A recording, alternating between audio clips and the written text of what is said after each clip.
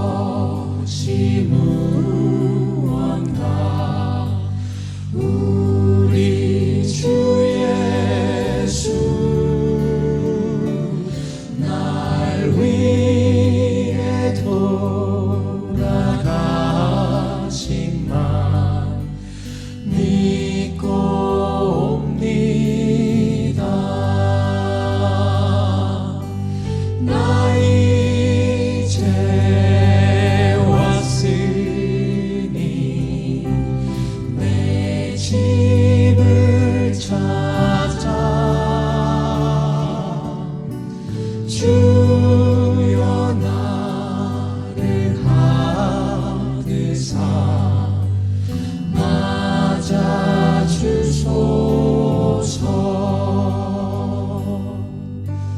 주여 나를 받으사 맞아 주소서.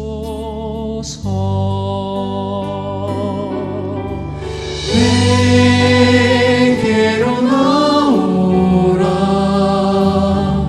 영원히 영원히 목마름 전혀 없으리. 내게로 나오라 가까이 가까이 생명의 근원 되신 주께.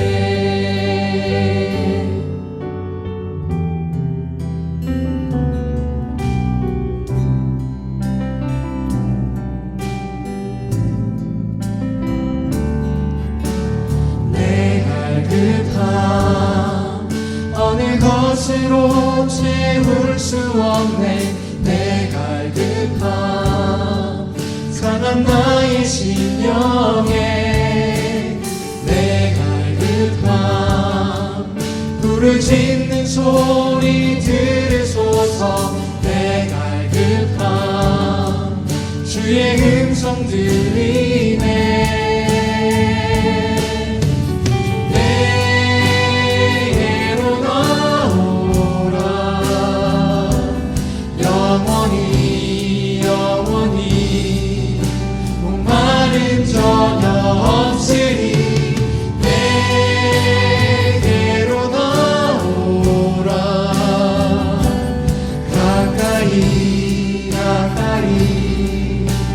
주의 근원 되신 주께 내게로 나오라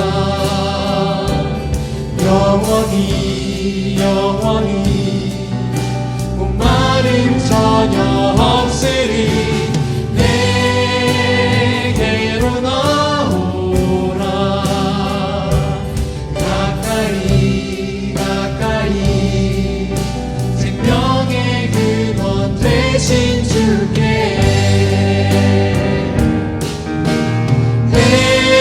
내게로 나오라 영원히 영원히 목마름 전혀 없으리. 내게로 나오라 가까이 가까이 주의 근원 되신 주께. 내게로 나오라 영원히 영원히 목마름 전혀 없으리.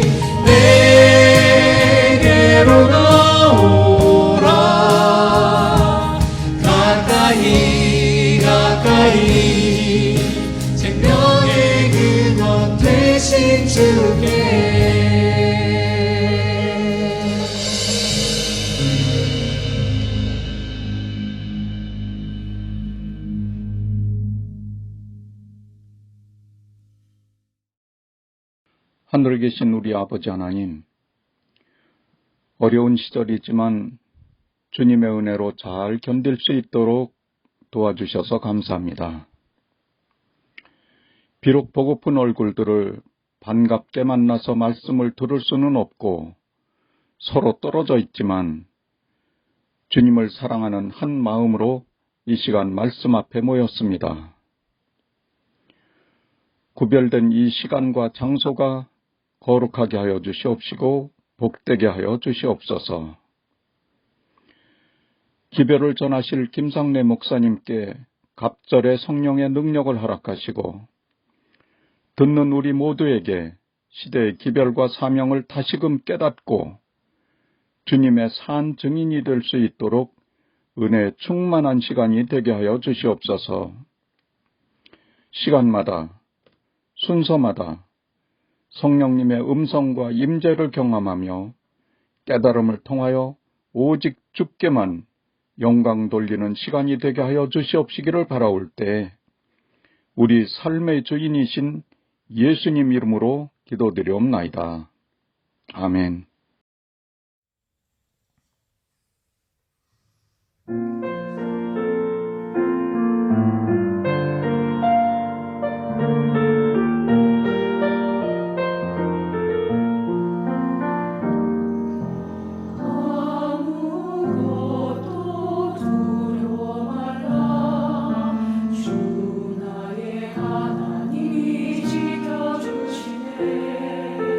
놀라지 마.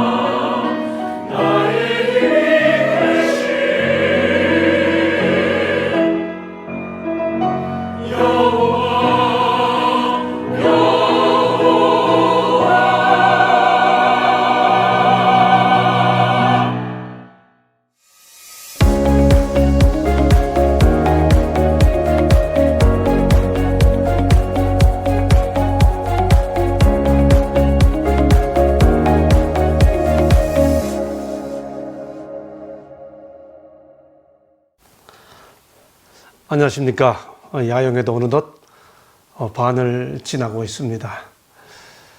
천사 같은 사람들이라는 총 제목으로 살펴보고 있는 새 천사의 기별. 3일쯤 지나니까 어떻게 조금 천사가 된 것 같습니까? 어쩌면 우리는 그동안 새 천사의 기별을 연구하면서 그 기별들은 우리와는 아무 상관이 없는 것처럼 생각하며 누구에겐가 전하여야 한다고 하는 생각으로만 이 말씀을 살펴왔는지 모르겠습니다. 또 함께 모여서 우리가 새 천사의 기별의 내용이 무엇인지 또 때로는 논쟁도 하면서 살펴왔는지 모르겠습니다. 저는 이번 기간 동안에 이 새 천사의 기별이 그것을 전해야 하는 사명을 부여받았다고 생각하는 우리 자신들에게 어떤 의미가 있는지, 이 기별을 전해야 하는 사람들은 결국 우리들이니까 그 우리들을 천사가 난다고 표현했기 때문에 천사 같은 사람들이라는 총 제목으로 이 기별을 살펴보고 있습니다. 오늘은 그 네 번째 시간으로 구속의 복음을 전하는 천사 같은 사람들이라는 제목으로 살펴보겠습니다. 또 다른 천사 곧 둘째가 그 뒤를 따라 말하되 무너졌도다 무너졌도다 큰 성 바벨론이여 모든 나라에게 그의 음행으로 말미암아 진노의 포도주를 먹이던 자로다 하더라. 둘째 천사의 기별은 한마디로 압축하면은 바벨론이 무너진다. 바벨론은 결국 무너지고 그 바벨론의 실체가 모든 나라에게 음행으로 말미암아 진노의 포도주를 먹이던 자다. 여기 바벨성, 큰 성 바벨론, 이 바벨론 이하에 나오는 모든 나라에게 그의 음행으로 말미암아 진노의 포도주를 먹이던 자로다라는 표현은 결국 바벨론을 설명하는 내용입니다. 그랬던 바벨론이 무너졌다, 무너졌다라고 외치는 것이 둘째 천사의 기별이죠. 저는 이 기별을 전하면서 구속의 복음을 전하는 천사 같은 사람들이라는 제목을 붙였습니다. 왜 그럴까요? 결론을 미리 말씀드린다면 바벨론이 아무리 커도 결국은 무너지고 죄를 이기고 하나님이 구원을 이루어내신다 라고 하는 의미이기 때문에 구속의 복음을 전하는 천사 같은 사람들이라는 제목을 붙인 거죠. 자, 우리 교우님들 이 구절을 보면서 이 둘째 천사의 기별이 첫째 천사와 셋째 천사의 기별과 다른 점이 하나 있습니다. 이게 뭘까요? 또 다른 천사 곧 둘째가 그 뒤를 따라 큰 음성으로 말하되, 제가 조금 전에 본문에 없는 구절을 집어넣어서 읽었죠. 예, 큰 음성으로 라는 표현이 둘째 천사의 경우에는 없습니다. 7절에 보면 첫째 천사가 큰 음성으로, 9절에 보면 셋째 천사가 큰 음성으로 했는데 8절에 보면 둘째는 큰 음성으로가 없습니다. 그래서 어떤 분들은 둘째 천사는 좀 덜 중요하다 이렇게 설명하기도 합니다. 그런데 계시록 18장 2절에 보면 똑같이 무너졌도다 무너졌도다 큰 성 바벨로니아를 외치는 그 천사를 묘사하면서 힘센 음성으로 외쳐 가로되 이렇게 표현하고 있죠. 시작과 끝에 큰 음성이 나오기 때문에 어쩌면 가운데는 문학상 생략되었는지 모르겠습니다. 기별 자체가 덜 중요하기 때문이라고 생각해서는 안 되겠죠. 힘센 음성으로 외친다고 하는 기별, 같은 기별이 힘센 음성으로 외친다고 하는 본문의 증거가 뚜렷하기 때문입니다. 천사는 바벨론이 무너졌다를 몇 번 외쳤습니다. 몇 번 외쳤습니까? 2번 외쳤죠. 무너졌도다, 무너졌도다. 왜 2번 반복했을까요? 성경에서 두 번 반복은 늘 강조할 때입니다. 하나님께서 그의 백성들을 부를 때도 아브라함아 아브라함아, 사무엘아 사무엘아, 예수께서 바울을 만날 때도 사울아 사울아 두 번씩 부르잖아요. 반복은 강조지요. 무너졌도다 무너졌도다. 이 바벨론의 붕괴를 확실하고 분명하게 경고하기 위한 것이죠. 왜 무너질 것이라고 안 하고 무너졌도다라고 과거로 했을까요? 물론 이 바벨론의 붕괴는 앞으로 있을 일입니다. 그럼에도 불구하고 문법적으로 과거로 표현한 것은 마치 그 일이 이미 과거인 것처럼 확실하게 이루어질 것을 이야기할 때, 아주 확실한 예언을 이야기할 때, 그때 과거로 표현하죠. 여러분, 그런데 이 바벨론이 무너진다라고 하는 표현은 여기 요한계시록에 처음 나온 게 아닙니다. 이사야 21장 9절을 보면 역사적 바벨론, 실제로 존재했던 그 바벨론 제국의 붕괴를 이렇게 예언했죠. 함락되었도다 함락되었도다 바벨론이여. 이사야 21장 9절. 그러니 여기 요한계시록 14장 8절에 나오는 무너졌도다 무너졌도다 큰 성 바벨론이여 라는 표현은 이사야 21장 9절에 언급되어 있는 역사적 바벨론 함락에 대한 예언처럼 요한계시록에도 또 다른 의미의 바벨론이 무너진다고 하는 사실을 확실하게 또 분명하게 경고하는 것이죠. 자, 본문은 이 바벨론을 어떻게 표현했습니까? 큰 성 바벨론이여라고 했습니다. 요한계시록에서 이 큰이라는 이 형용사는 계시록 전체에서 오로지 바벨론을 수식할 때만 사용됩니다. 16장 19절, 17장 5절, 또 18절, 18장 2절, 10절, 21절에서 언제나 큰 성 바벨론. 여러분이 요한계시록에서 무너진다고 예언하는 그 바벨론이 이미 무너진 역사적 바벨론일 수는 없죠. 잘 알고 있는 내용입니다. 왜냐하면 이사야 13장 19절로 22절에 보면 역사적 바벨론이 무너져서 황폐화될 것이라고 하는 예언은 이미 구약에서 주어졌고 그 예언이 성취되지 않았습니까? 열국의 영왕이여 갈대아 사람의 자랑하는 놀이개가 된 바벨론이 다 무너져서 소돔 고모라 같이 될 것이다. 화려하던 궁전에는 들깨가 울 것이다. 역사적 바벨론에 대한 붕괴입니다. 그래서 BC 538년에 바벨론 성이 페르시아에 의해 멸망당한 이후에 역사를 거치면서 황폐화돼서 이 사도 요한이 요한계시록 계시를 볼 때쯤에는 그야말로 황량한 폐허가 되어 있었죠.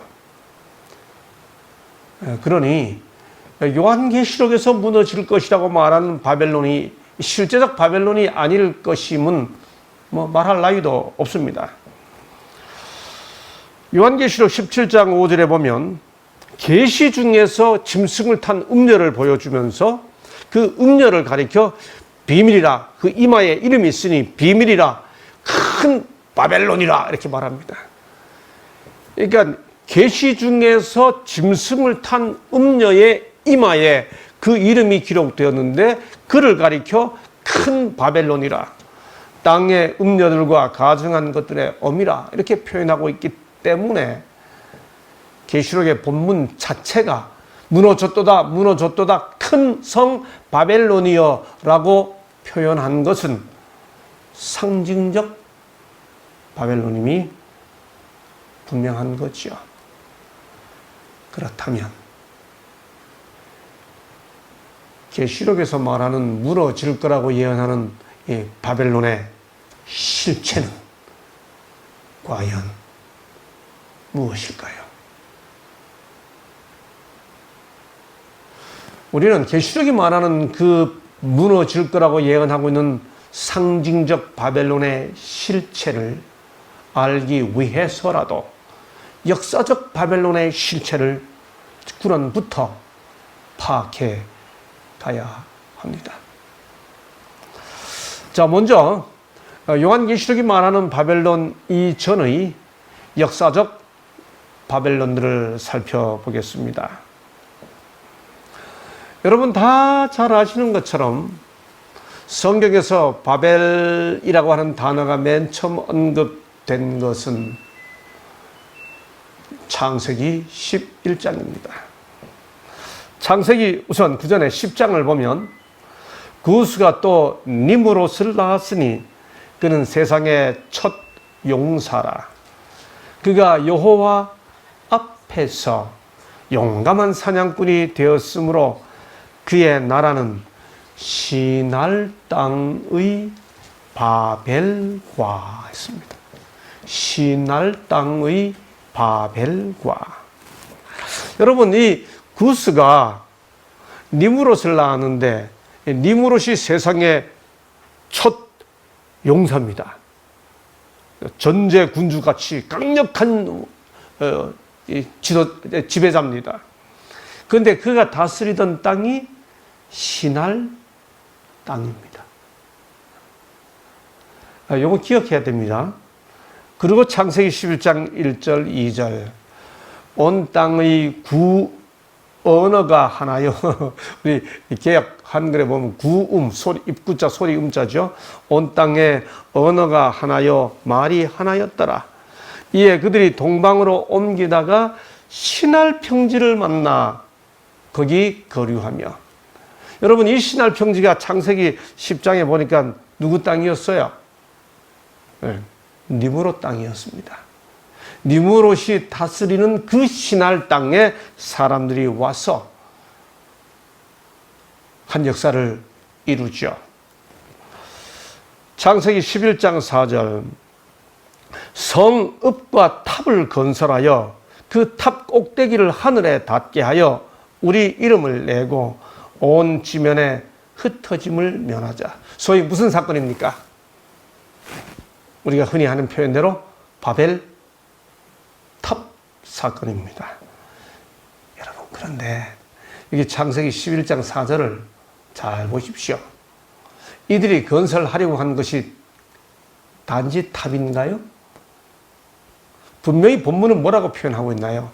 성읍과 탑을 건설하여 그 탑 꼭대기를 하늘에 닿게 하여 그렇게 말하죠. 단지 탑만 바벨 탑만 지은 게 아니고 성을 함께 건설했죠. 그래서 이 바벨 탑 앞에 성읍이 나오니까 바벨 성, 이 건립의 정신이 뭔지 11장 4절이 말해주죠.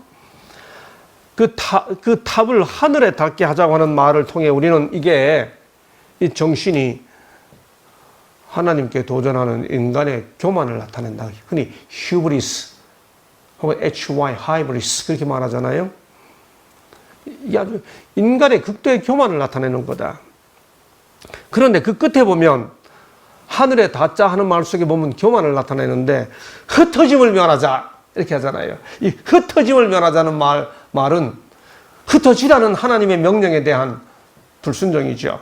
생육하여 하고 번성하여 땅에 충만하라. 어쩌면 이 사건의 끝에 하나님께서 그들을 이 시도를 좌절시키고 난 다음에 하나님께서 흩으셨더라 하는 말로 이 사건이 끝나요. 그러므로 하나님께서 정말 문제 삼고 보신 것은 그들이 땅에 충만하라는 하나님의 명령을 불순종하고 이렇게 흩어짐을 면하자라고 하는 이 말을 정말 이 사건의 문제로 봤을 수 있죠. 그 두 가지가 다 포함되어 있는 거죠, 물론. 자, 그래서 그들이 뭐라고 말합니까? 그들이 그렇게 그런 마음으로 바벨 탑 혹은 바벨 성 건립을 시도하자. 하나님께서 우리가 내려가서 거기서 그들의 언어를 혼잡하게 하여 그들이 서로 알아듣지 못하게 하자 하시고 여호와께서 거기서 그들을 온 지면에 흩으셨으므로 그들이 그 도시, 즉 도시를 건설하기를 그쳤더라. 이 창세기 11장 사건의 끝은 그들이 그 도시를 건설하기를 그쳤더라는 말로 끝납니다. 이게 히브리어로 이르, 성입니다. 우리 성읍이라고도 번역됐죠. 이 이야기의 끝은 탑 건설하기를 그쳤더라가 아니고 도시 건설하기를 그쳤더라는 말로 끝납니다. 그러므로 그 이름을 바벨이라 하니. 여러분, 그러므로 제가 보기에 이 창세기 11장의 이 사건의 이름은 바벨 탑 사건보다 바벨 성 사건이라고 불리는 게 더 정확한 이름입니다. 우리 그 증거를 조금 더 살펴보도록 하죠. 하나님께서는 그들의 시도를 좌절시켰습니다. 언어를 혼잡하게 하셨죠. 그리고 그 이름을 바벨이라고 했습니다. 우리가 잘 아는 것처럼 이 바벨론어로 밥일루라는 이 단어는 신들의 문이라고 하는 뜻입니다. 바벨론어로는 신들의 문이에요. 근데 성경 본문은 뭐라고 표현하나요? 그 이름을 바벨이라 하니 이는 여호와께서 거기서 온 땅의 언어를 혼잡하게 하셨습니다. 여기 혼잡하다라는 말은 히브리어로 발랄입니다. 발랄과 바벨 뭐가 통하지요. 그래서 너네들 신들의 문이라고 하는 뜻으로 바벨이라 했지만 히브리어로 읽으면 이게 혼잡이야, 발랄이야, 약간 경멸하는 그런 뉘앙스를 가지고 성경 본문이 설명하고 있는 겁니다. 그런데 바벨이라고 붙여진 이 이름이 이 창세기 11장의 사건이 바벨 탑일까요? 바벨 성일까요? 그 이름이 붙여진 것은 그건 우리가 성경 본문을 읽어보면 분명합니다. 여호와께서 거기서 그들을 온 지면에 흩으셨으므로 그들이 그 도시를 건설하기를 그쳤더라. 8절입니다. 그 다음 이어서 그러므로 그 이름을 바벨이라 하니, 여기 그 할 때 그가 앞에 나오는 명사를 대신 받는 대명사예요. 근데 이 히브리어로 그 이름 할 때 이 대명사가 her입니다. her, 여성 명사입니다.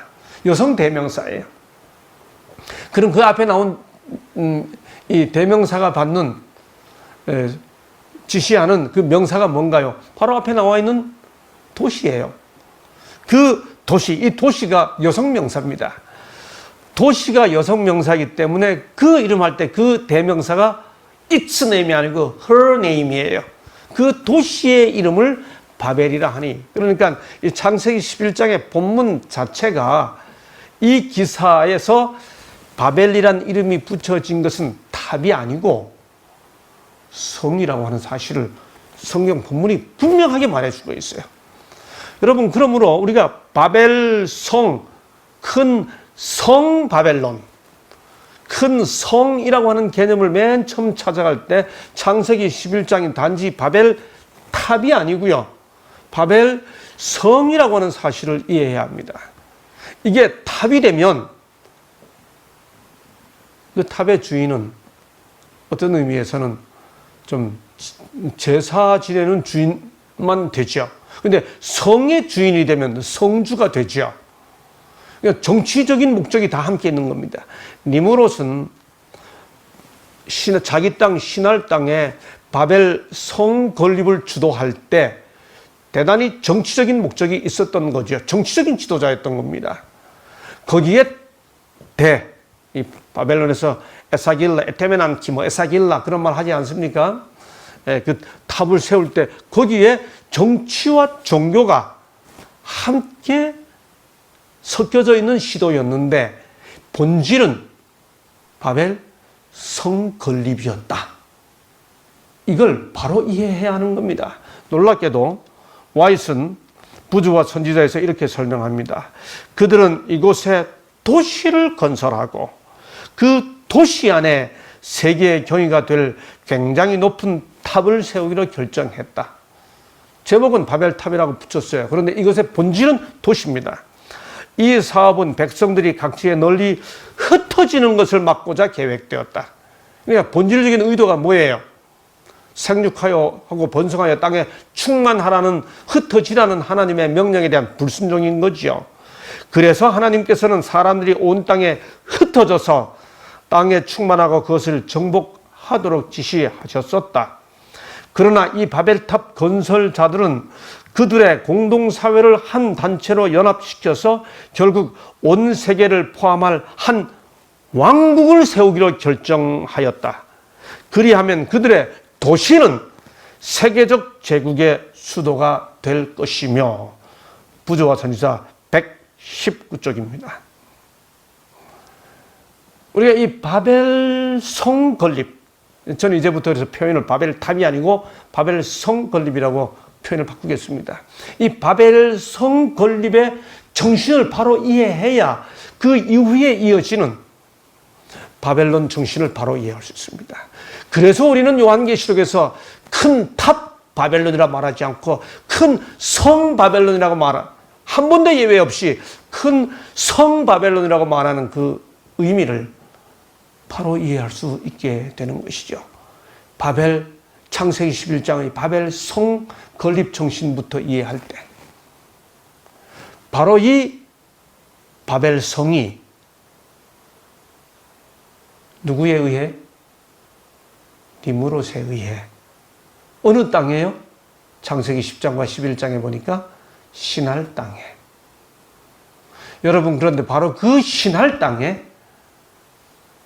세워진 제국이 있었습니다. 예, 그게 바로 바벨론이라는 이름을 가진 제국이었죠. 이 바벨론이라는 이름의 제국은 두 가지 역사 속에서 두 번 있었죠. 하나는 그 6대 왕 함무라비로 유명한 고 바벨론이 있고, 그 다음 느부갓네살로 유명한 신 바벨론이 있죠.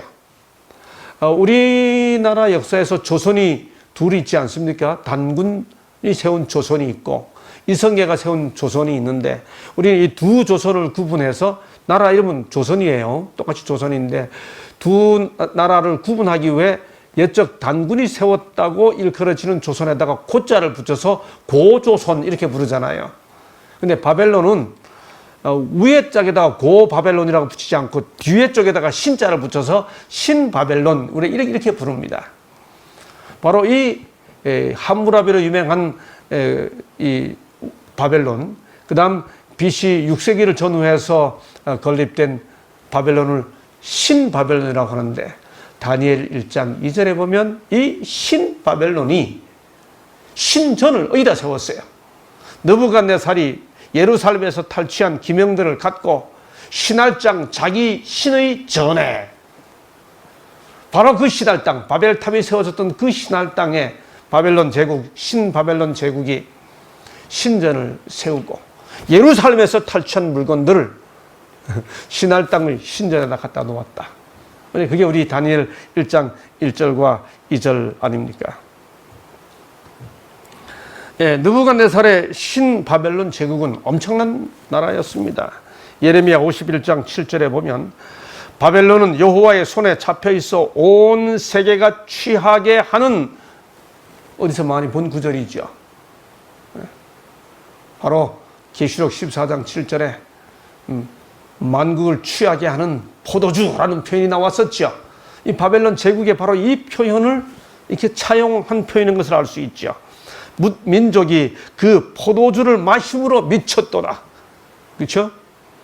계시록 14장 7절에서 포도주를 마시게 하던 자라는 표현이 나오지 않았습니까? 바로 이 신바벨론 제국의 느부갓네살 왕은 세계 7대 불가사의라고 불리는 공중정원, 행잉 가든, 자기 아내인 왕비 아미타스를 위해서 만들었다고 불려지는 기록으로만 남아있고 보지는 못했습니다. 역사 속에 보면 세계 7대 불가사의 중에 하나로 간주되는 이 공중정원, 바로 이런 엄청난 부와 권력을 가지고 아주 교만하고 잔인했습니다. 그래서 유다를 정복해서 예루살렘 성전을 파괴했죠. 바벨론 제국이. 역대하 36장 7절에 보면 느부갓네살이 또 여호와의 전 기구들을 바벨론으로 가져다가 바벨론에 있는 자기 신당에 두었더라. 이 똑같은 표현이 다니엘 1장 2절. 하나님의 전 그릇 얼마를 가지고 신할 땅 자기 신들의 신전에 가져다가 그랬습니다. 예. 그 신전이 에사길라고 그 바벨론의 신전에 있던 큰 탑이 에테메난키라고 그럽니다. 다니엘 5장 3절에 보면 후에 벨사살 왕이 이에 예루살렘 하나님의 전 성소 중에서 탈취하여 온 금그릇을 가져다가 술잔을 하고 마시다가 바벨론이 멸망당하지요. 후에 페르시아의 고레스 왕이 바벨론 포로들을 고향으로 돌려보낼 때 고레스 왕이 또 여호와의 성전 그릇을 꺼내서 그 그릇들을 꺼내가지고 가져가게 하지요. 에스라 1장 7절 8절. 네. 그래서 바벨론이 그렇게 아주 잔인한 짓을 했고 바벨론에 대해서 세상을 취하게 만드는 포도주를 먹이던 자라고 하는 표현이 구약에 나오는 거죠. 이제 우리 이런 맥락 속에서 계시록 14장 7절의 바벨론을 이해할 수 있게 되는 것입니다. 바벨론은 이렇게 페르시아의 고레스 대왕에 의해 멸망을 당하고 후에 페르시아의 크세르크세스 발음을 잘하면 아하수에로하고 비슷하지요? 크게 파괴됩니다. 시간이 지나면서 점차 바벨론 옛날의 영화를 잃고 요한의 계시를 받던 그 시절쯤에는 거의 소멸되고 말았습니다. 말 그대로 열국의 영광이요 갈대아 사람의 자랑이던 바벨론 궁전에는 들깨가 올 것이다. 그러니까 바벨론이 무너졌다라고 하는 말 속에는 이런 역사적 의미가 다 포함되어 있는 거예요. 여러분, 그런데 성경에서 언급하고 있는 역사적 바벨론에는 또 한 나라가 있습니다. 바로 그것이 베드로전서 5장 13절입니다. 베드로가 편지를 보내면서 뭐라고 표현하는가 하면 택하심을 함께 받은 바벨론에 있는 교회가 너희에게 문안하고. 여러분, 베드로가 편지를 쓰면서 바벨론에 있는 교회라고 말할 때 이 바벨론이 실제로 그 당시에 폐허가 되어 있던 그 바벨론에 있는 교회가 아닙니다. 왜냐하면 그때 바벨론은 다 폐허가 되어 있었어요. 그리고 베드로는 거기서 선교를 해서 교회를 세운 적이 없습니다. 그런데 베드로는 말하기를 바벨론에 있는 교회가 너희에게 문안하고 내 아들 마가도 그리하느니라 이렇게 표현합니다. 베드로가 말하는 이 바벨론에 있는 교회, 바벨론에 있는 할 때 그 바벨론이 어디일까요? 베드로가 마지막까지 수고하다가 십자가에 거꾸로 매달려 순교한 곳은 로마였습니다. 초기 크리스찬들이 정치적인 핍박을 피하기 위해서 로마를 그런 식으로 표현한 것이죠. 이것은 뭘 나타내 주는가 하면 당시 크리스찬들 사이에서 로마를 바벨론이라고 부르는 것이 거의 통용되고 있었음을 나타내는 것입니다. 유대인들은 한때 바벨론의 포로가 되어 있었던 것처럼 AD 70년에 예루살렘 멸망과 함께 다시 로마의 무자비한 손에 포로가 되었고요. 결국 크리스찬들도 그리스도인들도 로마 제국으로부터 핍박을 받죠. 그러므로 유대인들이 됐든 그리스도인들이 됐든 모두 다 바벨론이 그 당시에 로마를 바벨론이라고 묘사하는 것은 아주 적절한 표현이었던 겁니다. 실제로 이런저런 AD 1, 2세기의 유대 문헌이나 그리스도인 문헌을 보면 로마를 바벨론이라고 표현하는 경우들을 자주 볼 수 있습니다. 그렇다면 바벨론에 대한 이런 역사적 이해를 근거로 이제 요한 계시록에서 말하고 있는 바벨론이 뭔지를 확인해 보자고요. 둘째 천사가 무너졌다고 외치는 바벨론은 과연 뭘까요? 말할 것도 없이 그것은 역사적 바벨론에 나타난 근본 정신을 이어받은 어떤 체제입니다. 창세기 11장에서 바벨성 건립에 나타났던 그 정신, 역사적 바벨론이 예루살렘 성전을 멸망시키고 금잔을 가져와서 온 세상을 취하게 하는 그 포도주를 취하게 하는 제국이었다고 하는 그 표현의 그 근본 정신, 이사야 14장은 그 바벨론의 근본 정신을 묘사하면서 뭐라고 이야기했습니까? 루스벨에다가 뭐라고 묘사했죠? 계명성이라고 말했습니다. 루시퍼, 헬렌이라고 하는 그 히브리어 단어를 라틴어로 옮겨서 루치페르, 루치페르를 옮긴 것이 루시퍼, 루스벨 아닙니까? 바벨론 왕이에요. 여기 보면 뭐라고 이야기합니까? 바벨론 왕에 대하여 이 노래를 지어 이르기를 너 아침의 아들 계명성이여 했습니다. 이 계명성에서 루스벨이 오지 않습니까? 그러니까 요한계시록에서 말하는 바벨론이 바로 이런 역사적, 성경에 기록된 역사적 사건 속에서 언급된 바로 그 바벨론의 정신을 이어받은 강력한 군주가 지배하는, 하나님의 명령에 불순종하고 우리 바벨성을 건립하여 흩어짐을 면하자 했던 그 정신, 그리고 탑을 쌓아서 하늘에 닿자고 했던 그 정신, 바벨론 왕이 북극 지폐의 산 위에 좌정하리라고 말했던 바로 그 정신, 그 정신을 구현하는 어떤 정치적, 종교적 체제임을 확실하게 하고 있다는 사실을 의심의 여지 없이 이해할 수 있는 것이죠. 놀랍게도 성경은 신약 시대부터 로마를 바벨론이라고 표현하고 있었습니다. 그 로마 제국이 쇠퇴했죠. 그 로마 제국이 쇠퇴한 다음에 수도가 콘스탄티노플로 옮겨지죠. 그러면서 로마 제국의 정치적 공백이 생기죠. 그 공백이 생기는 그 사이에 로마 제국의 수도에 있던 한 지역교회의 지도자가 권력을 독점하게 되죠. 그리고 마침내는 전 세계적인 정치, 종교 체제를 구축하게 되죠. 정말 이건 불가사의한 일이 아닐 수가 없습니다. 중세의 역사는 로마 교회의 장은 단순한 종교 지도자나 군주가 아니라 신성의 권위를 지닌 절대 군주였음을 너무도 뚜렷하게 말해주고 있지 않습니까? 이 하인리 4세가 그레고리 7세 앞에 무릎을 꿇었던 저 유명한 카노사의 굴욕 사건, 무엇보다 1978년 아니고 1798년이죠. 1798년에 나폴레옹에 의해 끝날 것처럼 보였던 교황청의 운명이 1929년 소위 라테란 조약이라고 부르잖아요. 무솔리니에 의해 되살아나게 된 것도 정녕 역사의 아이러니가 아닐 수가 없습니다. 13장 4절 이제 이렇게 말합니다. 누가 이 짐승과 같으냐? 저는 이런 이야기 수도 없이 듣잖아요. 누가 능히 이로 더불어 싸우리요? 비밀이라 큰 바벨론이라 땅의 음녀들과 가증한 것들의 엄이라.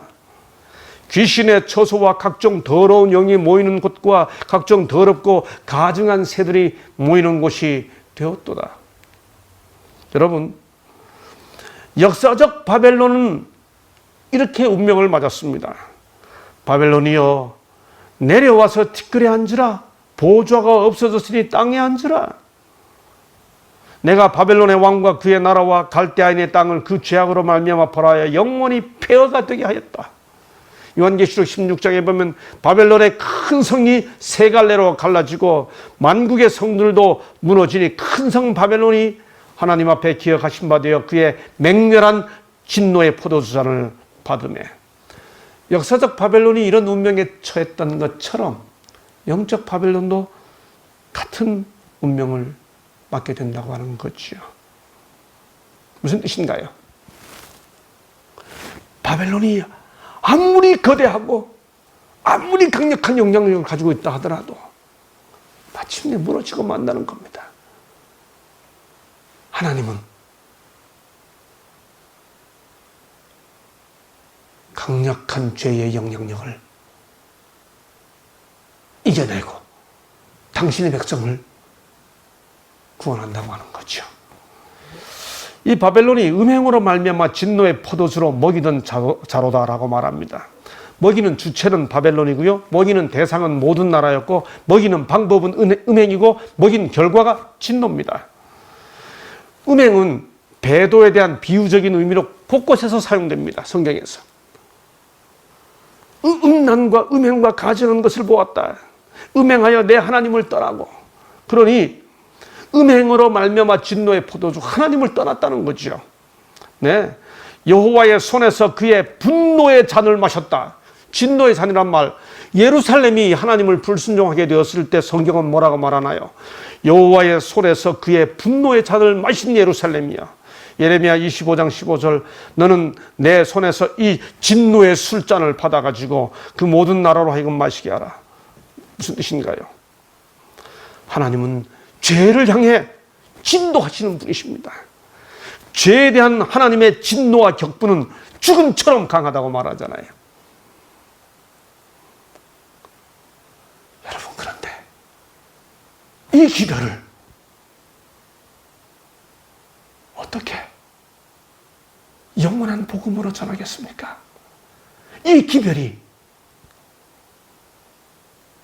죄가 절대로 하나님을 이길 수 없다고 하는, 하나님은 죄에 대해 진노하셔서 끝내 죄를 멸하신다고 하는 이 기별이 영원한 복음이라면 이 기별을 어떻게 천사처럼 그의 심령과 그의 권능으로 이 기별을 온 세상에 전할 수 있을까요?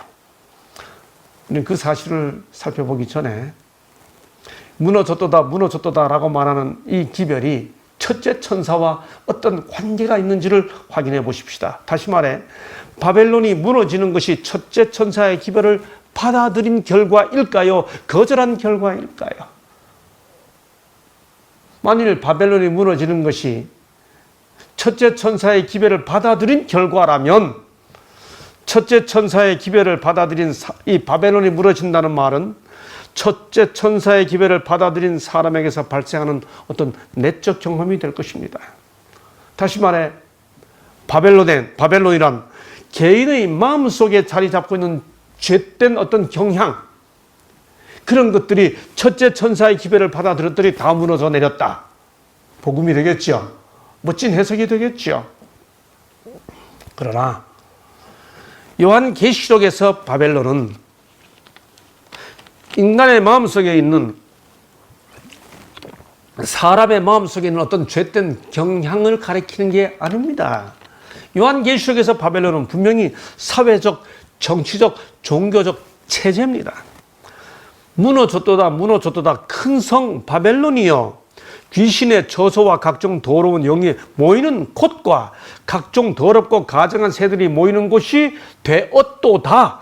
그 음행의 진노의 포도주로 말미암아 만국이 무너졌으며 또 땅의 왕들이 그로 더불어 음행하였으며, 이 표현들은 모두 다 땅의 왕들이 상대하고 땅의 상인들이 상대하는 그 세력으로서의 바벨론은 어떤 사회적, 정치적, 종교적 체제임을 말해주고 있습니다.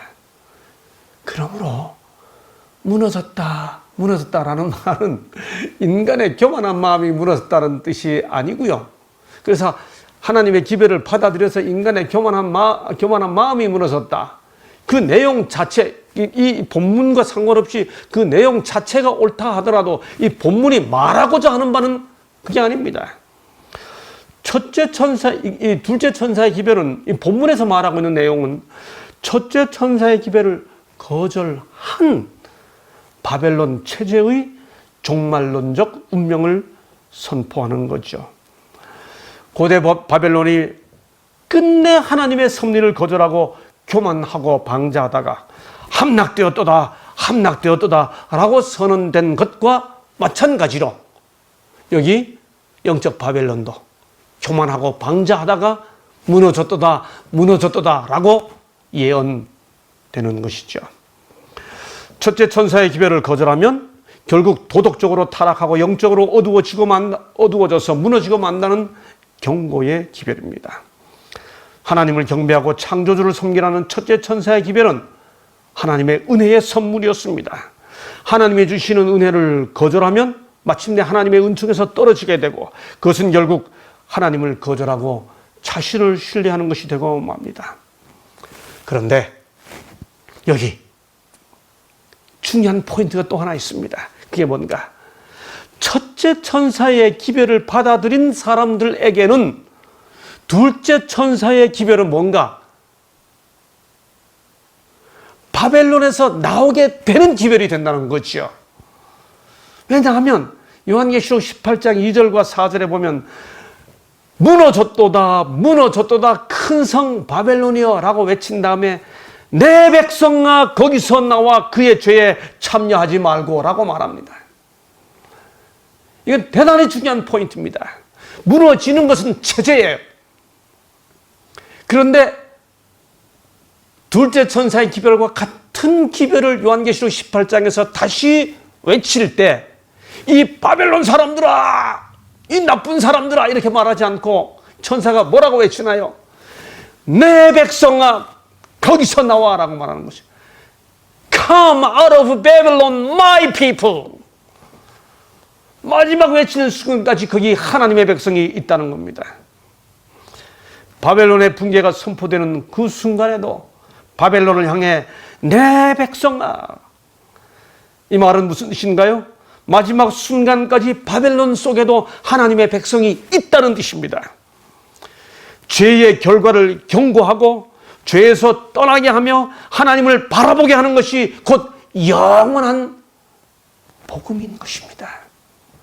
우리는 이 기별, 바벨론 체제를 향해 바벨론이 붕괴된다고 외칠 때에도 우리가 전하는 그 기별을 듣고 거기 남아있는 하나님의 백성이 바벨론에서 나오게 되는 모습으로 이 둘째 천사의 기별을 외쳐야 되는 것이죠. 그렇습니다. 우리는 영적 바벨론의 붕괴를 외치는 순간에도 거기 하나님의 백성이 거기서 나올 수 있도록 영원한 복음을 외치는 천사 같은 사람들이 되어야 합니다. 어떻게 그렇게 될 수 있을까요?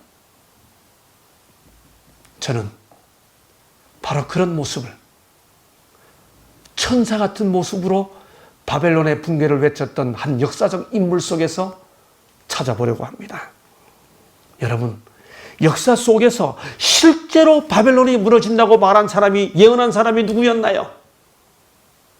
다니엘이었습니다. 여러분, 다니엘 2장에서 다니엘이 느부갓네살 왕 앞에 왕을 뒤이어 왕보다 못한 다른 나라가 일어날 것이요 라고 말할 때 그 말이 무슨 뜻인가요? 바벨론이 무너진다라는 말 아닙니까?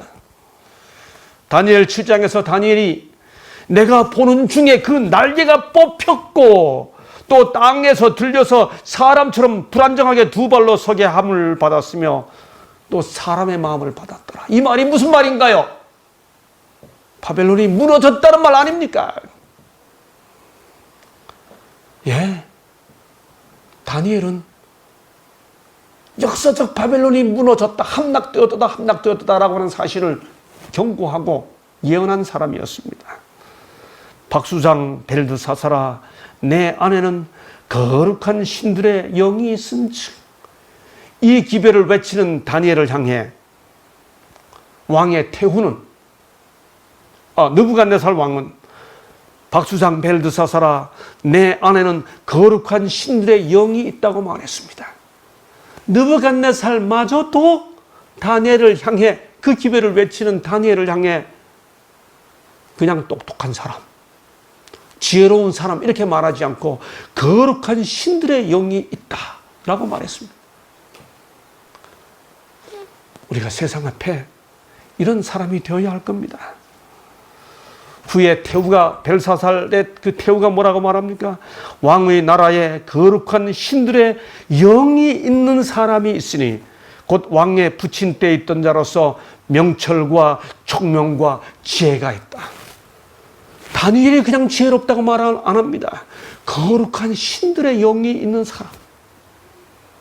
여러분, 바벨론이 무너진다고 하는 기별 예언을 한 다니엘임에도 불구하고 왕과 왕의 태우 왕궁 사람들이 다 그가 거룩한 신들의 영인 신령한 사람이라고 이야기했습니다. 왜 그랬을까요? 우리는 그 비결을 다니엘 6장에서 발견하죠. 다니엘은 기도하는 사람이었습니다. 우리가 이 시대에 다니엘처럼 바벨론의 붕괴를 외치는데 다니엘 같은 모습으로 기별을 외치기 위해서는 신령한 사람들이 되어야 하죠. 하나님 말씀 정확히 하는 건 중요합니다. 세 천사의 기별 바로 이해하는 건 중요합니다. 그런데 세 천사의 기별 집회에 함께 참여해서 그 기별을 어떻게 이해하는지에 대한 시각적 논쟁만 하고 끝난다면 세 천사의 기별을 함께 연구하는 우리들이 누구에겐가 전해야 할 기별의 내용이 뭔지만 갖고 논쟁하고 그 기별을 전하는 우리가 어떤 사람이 되어야 하는지에 대한 이해가 전혀 없다면 그 기별이 세상에 전해질 때 어떤 모습으로 전해지겠습니까? 느부갓네살 왕이 꿈을 꾸고 나무가 잘라지는 꿈을 꾸고 난 다음에 번민하고 있을 때 다니엘이 그 내용을 듣고 뭐라고 해석해 주면서 뭐라고 말했습니까? 주여 그 꿈은 왕을 미워하는 자에게 응하며 그 해석은 왕의 대적에게 응하기를 원하나이다. 그런즉 왕이여 내가 아뢰는 것을 받으시고 공의를 행함으로 죄를 사하고 가난한 자를 긍휼히 여김으로 죄악을 사하소서. 그리하시면 왕의 평안함이 혹시 장구하리이다. 바벨론의 붕괴를 외치고 느부갓네살의 운명이 어떻게 될 것임을 다 깨달은 다니엘일지라도 뭐라고 말해요? 주여 그 꿈은 왕을 미워하는 자에게 응하며 그 해석은 왕의 대적에게 응하기를 원하나이다. 여러분, 우리 이렇게 외치는 게 울림이 큰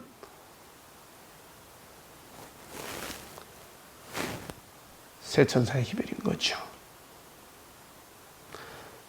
다니엘이 구별된 음식을 구할 때 어떻게 했습니까?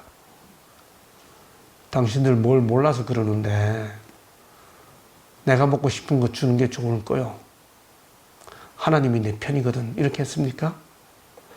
구하니 청하오니 처분하소서. 와이슨 이 부분에 대해서 뭐라 설명했습니까? 다니엘은 원로들과 청년들 모두에게 지극히 완벽하게 예의를 나타냈다. 바벨론의 붕괴를 외치는 다니엘의 사역이 아주 예모 있게 나타났습니다. 하나님께 대한 변함없는 충성심과 굳센 극기심을 가진 청년 다니엘은 그 고상한 기품과 예절 바른 행동으로 그를 감독하는 이교회 관리로부터 은혜와 긍휼을 얻게 되었다. 그의 원수들까지도 그가 충성되어 아무 그릇됨도 없고 아무 허물도 없다고 시인할 정도로 그의 지혜와 정치적 수완은 뛰어났다. 예의도 없고 거칠고 합리적이지도 않고 make sense, 납득될 만하게 하지도 않으면서 거칠게 나는 안식일을 지키는 사람이라고 말하는 것이 정녕 바벨론이 무너졌다고 외치는 그런 모습입니까? 여러분, 다니엘의 이 모습이, 이런 모습이 세 천사의 기별, 그것도 바벨론이 무너졌다고 외치는 자들의 모습이 되어야 하는 것에 대해 와이슨 이렇게 선명하게 설명합니다. 읍내와 도시와 촌락 등 방방곡곡에서 경고의 기별을 들어야 한다.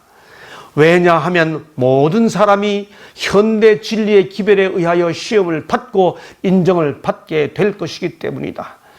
위대한 사업이 이루어져야 하나, 그 다음 중요합니다. 이 일터로 들어가는 일꾼들은 마음을 어떻게 다루어야 할지를 아는 건전한 판단력의 소유자들이어야 한다. 현대기별, 경고의 기별을 전하기 위해 사람의 마음이 어떤지를, 사람의 마음을 어떻게 다루어야 하는지를 아는 건전한 판단력, 상식과 예의가 통하는 사람, 건전한 판단력을 가진 사람들이어야 한다. 그 다음 보세요.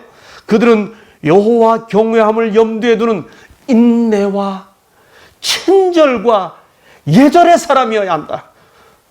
교회 증언 3권 236조. 경고의 기별을 어떻게 전해야 한다고요? 건전한 판단력을 가진, 마음을 어떻게 다루어야 할지를 아는 건전한 판단력을 가진 사람들. 그래서 인내와 친절과 예절이 있는 사람이 되어야 한다. 우리의 사업은 첫째와 둘째와 셋째 천사의 기별을 세상에 선포하는 것이다. 우리의 의무를 이행하는 과정에서 우리는 우리의 원수들을 멸시하지도 두려워하지도 말아야 한다. 멸시하지도 두려워하지도 말아야 한다.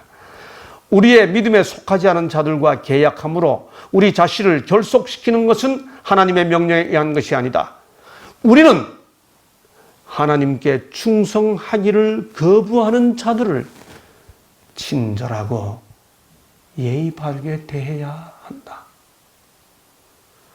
바벨론 체제를 향해 무너졌도다, 무너졌도다 라고 외치려면 그 안에 있는 하나님의 백성들의 마음이 어떻게 움직일 수 있는지를 아는 건전한 판단력을 가져야만 된다고 하는 사실, 이 기별을 전해야 된다는 사명감과 함께 그 바벨론 안에 있는 하나님의 백성들의 마음을 어떻게 다루어야 하는지를 아는 건전한 판단력을 가지고 친절하고 예의 있는 사람들이 되어야겠다고 깨닫는 천사 같은 사람들.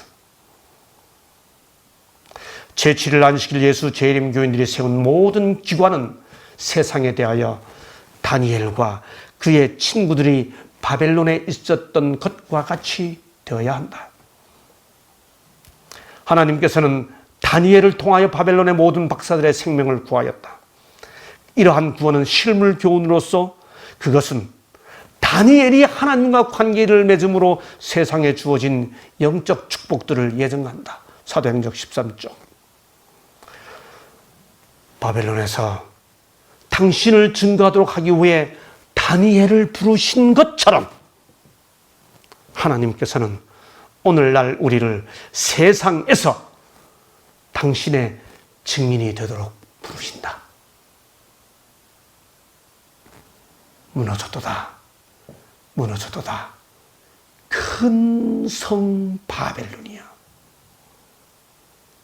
바벨론이 아무리 커도, 바벨탑이 아무리 높아도, 바벨성이 아무리 견고하게 이루어졌다 할지라도 무너집니다. 바벨론을 두려워할 것이 아니고 하나님을 경외해야 됩니다. 그렇게 허망하게 견고해지고 허망하게 높아가는 바벨탑이 무너진다는 이 기별은 정녕 영원한 복음입니다. 이 복음을 전하는 우리들의 목소리가 소리만 큰 사람들이 아니라 울림이 큰 사람들, 다니엘같이 사람들의 마음에 어떻게 감동을 줄 아는 사람들, 친절하고 예모 있고 건전한 판단력을 지닌 그런 사람들이 되기를 간절히 바라면서 말씀 마치겠습니다. 남은 자여 창조주 전하라. 이 땅에서 저 나라로 남은 자여 창조주 전하라. 기별 속이 전하라. 영원의 그날이 오나 전하는 더욱 밝은